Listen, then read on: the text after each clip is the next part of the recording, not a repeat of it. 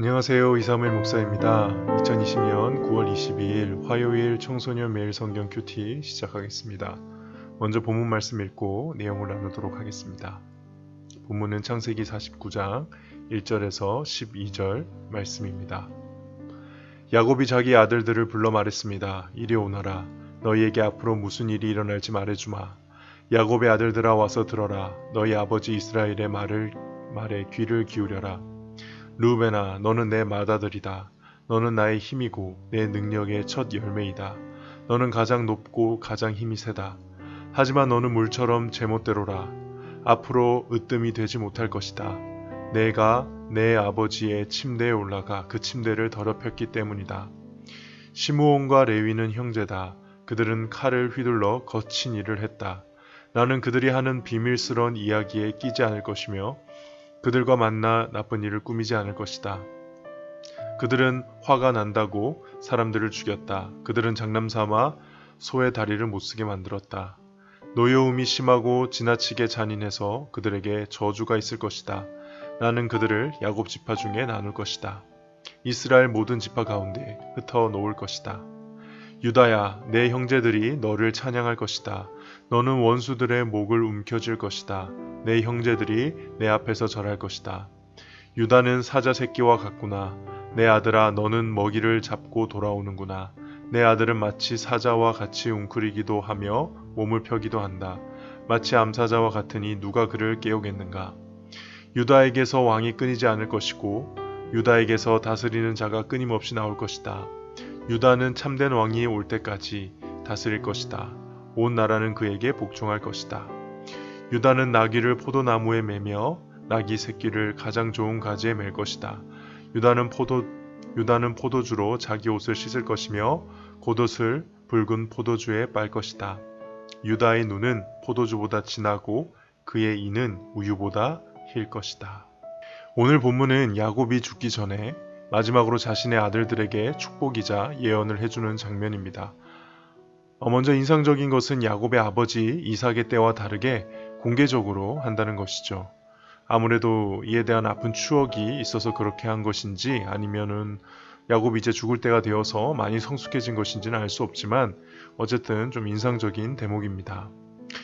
2절에 너희 아버지 이스라엘의 말에 귀를 기울여라. 마치 선지자가 하나님의 말씀을 대언하는 것 같죠.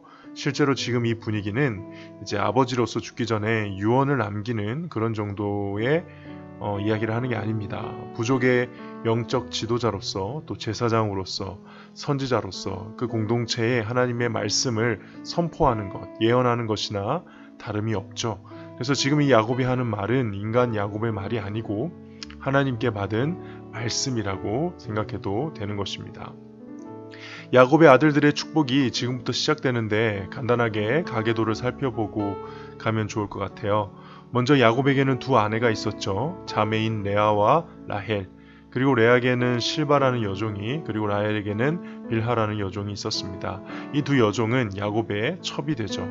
먼저 레아가 르우벤, 시므온, 레위, 유다를 낳고요. 그 다음에 아이를 낳지 못한 라헬이 자신의 여종을 이제 야곱의 첩으로 주어서 두 아들을 낳았는데 그게 바로 단과 납달리입니다.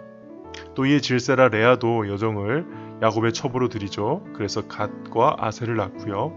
여기에 레아가 아들 둘을 더 낳는데 그게 이제 이사갈과 스불론입니다. 그리고 드디어 야곱이 사랑하는 아내 라헬이 아들을 낳죠. 요셉과 베냐민입니다. 오늘 본문은 여기서 이제 르우벤으로부터 유다까지 하는 이 야곱의 예언이겠고요. 먼저 르우벤은 사실상 장자의 권한을 잃게 되는 말씀을 듣습니다. 왜냐하면 이제 아버지의 첩인 빌하와 이제 관계를 가지는 범죄를 저질렀기 때문이죠. 그래서 맏아들로 태어나서 가장 큰 권한을 가지고 있었음에도 불구하고 자신의 죄 때문에 그 장자권을 잃게 된다. 이게 르우벤에게 임한 하나님의 말씀입니다. 그리고 시므온과 레위는 동시에 저주를 받습니다. 세겜에 살던 히위족을 다 죽였던 일이 있었죠. 또 할례라는 하나님의 거룩한 언약 행위를 살인의 도구로 사용하는 끔찍한 일을 저질렀습니다. 그래서 그런 폭력성 때문에 르우벤 다음에 아들들이었음에도 불구하고 장자권을 이어받지는 못한 것이죠. 그리고 나중에 야곱 지파 중에 나눠질 것이고 흩어질 것이다 라고 저주를 하는데, 실제로 시몬 지파는 유다 지파에 흡수가 되고요. 레위 지파는 물론 성전 봉사 등의 좀 여러 가지 이유가 있긴 하지만 땅을 분배를 받지 못하는 상황이 되죠. 정말 하나님의 말씀대로 이루어진 것입니다. 오늘 본문의 주인공은 다름 아닌 유다입니다. 유다. 우리가 지금 이스라엘 사람들을 이제 유대인이라고 하죠. 그 유대인이라는 표현이 바로 이 유다에게서 비롯된 것입니다. 야곱이 유다에게 요셉 다음으로 가장 길게 축복을 해줍니다. 그 내용을 보면 사실상 장자의 권한을 거의 받은 것처럼 보입니다. 물론 역대상에 보면요, 요셉이 장자의 권한을 받은 것으로 해석을 해요. 실제로도 그렇죠. 요셉의 두 아들이 야곱의 양자까지 되니까요. 근데 역사적으로 보면, 더 넓게 보면 유다 지파에서 다윗이 나오고 메시아가 나옵니다. 그래서 실질적으로는 요셉이 당시에 장자의 권한을 받았다고 보지만, 후에 역사적으로 더 넓게 보면 유다가 그 이스라엘의 장자권을 받은 것으로 이해하면 될 것 같습니다. 오늘 본문에서 9절에 보면 유다를 사자에 비유하고 있죠. 사자는 지금도 마찬가지겠지만 힘과 권위를 상징하고요. 이 사자와 같은 유다 지파에게서 계속 왕위가 끊이지 않는다. 여기서 참된 왕이 올 때까지는 개역개정의 실로가 올 때까지 이 부분을 잘 번역한 것 같은데요. 당연히 참된 왕, 우리는 누구를 떠올립니까? 참된 메시아이신 예수 그리스도죠. 그러니까 궁극적으로 메시아에 대한 이 예언까지 유다에게 임하는 말씀으로 포함이 되는 것입니다. 오늘 큐티는 이 부분을 좀 묵상해 보면 좋을 것 같아요. 유다가 왜 장자로 선택을 받게 되었을까? 지금 사실상 요셉에게 장자권이 넘어갔음에도 불구하고 하나님은 왜 유다를 축복하신 것일까? 물론 첫 번째 설명은 하나님의 은혜입니다. 아무리 유다를 좋게 해석하려고 해도 유다는 지금 이 축복을 받을 자격이 있는 사람이 결코 아니죠. 한 끗 차이 아닐까요? 그들의 형들과 유다나 르우벤이나 시몬, 레이나 다 거기죠. 근데 분명 유다가 선택을 받은 것은 이 하나님의 주권적인 선택, 은혜로운 선택 때문이라는 것이죠. 근데 그럼에도 불구하고 그의 행동이 잘나서 선택받은 것은 아니지만, 그래도 하나님께서 이 유다의 모습을 통해 우리에게 주시는 교훈이 있다고 생각합니다. 그게 바로 유다는 실수하고 범죄하였지만 분명 돌이키고, 그 돌이킨 모습, 형제를 위해서 희생하는 모습으로 나타났다는 것이죠. 이걸 하나님께서 우리에게 특별히 좀 강조하고 보여주고 싶으셨던 게 아닐까. 누가 감히 남을 위해서 목숨을 내줄 수 있을까요?